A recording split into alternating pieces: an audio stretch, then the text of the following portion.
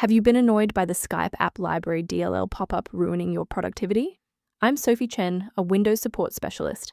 Let's analyze Microsoft as Skype dependency and restore that missing file. Before we get started with Skype App Library, you may want to try the diagnostic path below to ensure your system is properly synchronized. This is the Skype App Library, the core Skype for Windows 10 and 11 UI module.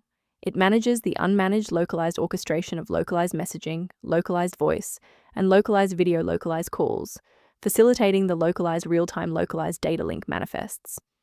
Since we've identified what's missing, let's try the official recovery method. Skype App belongs to the Microsoft/Skype bundle and is unique to that software. Performing a full reinstall of the latest version of Microsoft/Skype will restore this file along with its related binary components. If you're still finding yourself stuck after the reinstall, our next priority is to check for any active blocks in the system path. A standard reboot clears out temporary memory conflicts and gives the Windows loader another chance to properly register the Skype App Library component during startup. Before you restart, bookmark this video or hit the like button. It makes it much easier to find this tutorial in your history so you can pick up exactly where we left off. Now that the system has rebooted, if the issue persists, let's move on to our next level of troubleshooting. Feel free to pause the video if you need a moment. If those core system files are still missing after the restart, we'll use DISM to pull fresh copies from the cloud. First, open Command Prompt as admin.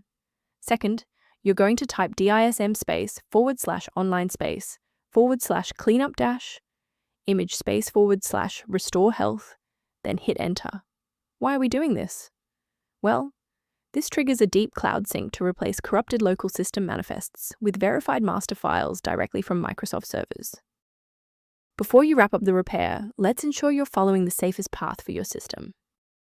Most individual downloads of Skype App Library DLL are not digitally signed, meaning they haven't been verified for safety by the original software developer. For those looking for a professional-grade monitoring resource, I've provided a link to a diagnostic tool for you below. Review options for improving responsiveness and system safety by consulting the repair resource linked below for Skype App Library.